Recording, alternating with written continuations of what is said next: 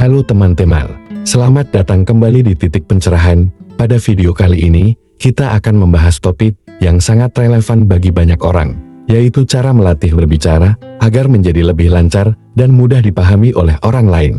1. Penguasaan materi. Langkah pertama dalam melatih kemampuan berbicara kita adalah dengan memastikan bahwa kita benar-benar menguasai materi yang akan kita sampaikan. Mulailah dengan penelitian yang mendalam dan pastikan memiliki pemahaman yang kuat tentang topik tersebut. Sehingga, ketika berbicara, kita dapat memberikan informasi dengan percaya diri dan jelas. Langkah pertama yang krusial dalam penguasaan materi adalah menyelami penelitian dengan sungguh-sungguh. Setelah memahami topik secara mendalam, penting untuk merinci aspek-aspek utama dan merancang pendekatan komunikasi yang efektif.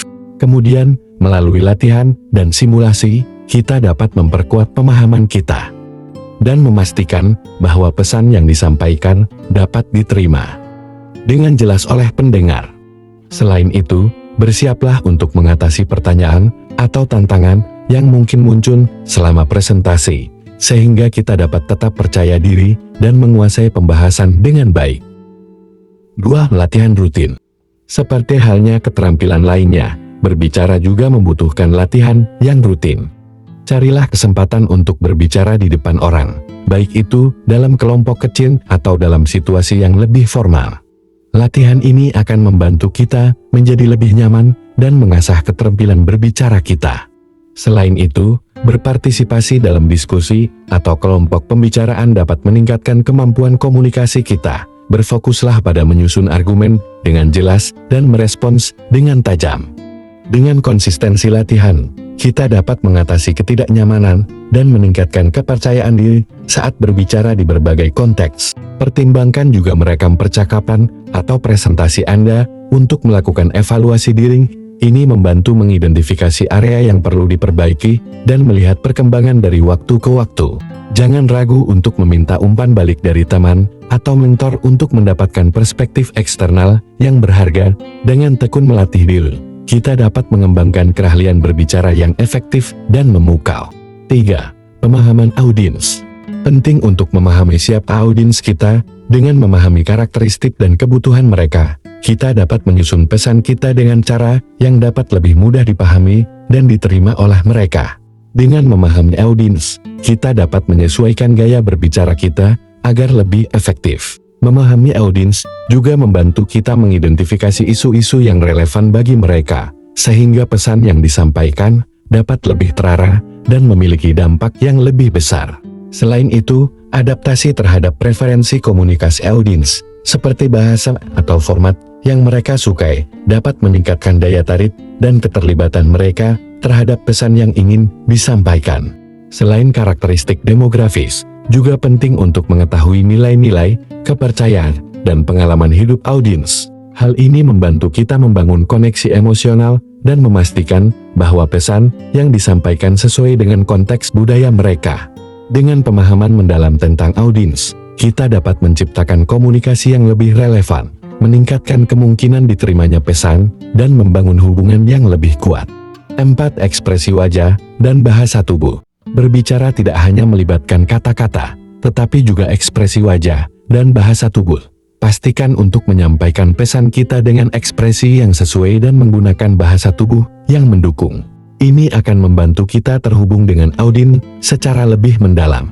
Ekspresi wajah dan bahasa tubuh adalah elemen penting dalam berkomunikasi. Mata dapat menyampaikan emosi, senyuman menunjukkan kehangatan, dan bahasa tubuh menciptakan nuansa tambahan. Sejalan dengan kata-kata, kejelasan, dan konsistensi ekspresi membantu memperkuat pesan kita, menciptakan hubungan yang lebih kuat dengan orang lain. Jadi, selalu perhatikan dan kontrol ekspresi wajah serta bahasa tubuh Anda untuk mencapai komunikasi yang efektif. Selain itu, kehadiran tubuh juga berperan dalam komunikasi. Posisi tubuh yang terbuka dan santai dapat menciptakan atmosfer yang lebih ramah. Sementara gestur yang mendukung pesan dapat meningkatkan pemahaman. Penting untuk menghindari sikap yang terlihat tertutup atau defensif. Dengan memahami dan mengelola ekspresi wajah serta bahasa tubuh secara keseluruhan, kita dapat meningkatkan kemampuan berkomunikasi dan membangun koneksi yang lebih akrab dengan orang lain. 5. Menerima umpan balik. Terakhir, jangan takut untuk menerima umpan balik, baik itu dari teman, keluarga, atau rekan kerja. Umpan balik dapat menjadi alat yang sangat berharga untuk meningkatkan kemampuan berbicara kita. Terima dengan terbuka dan gunakan umpan balik tersebut sebagai bahan untuk terus berkembang.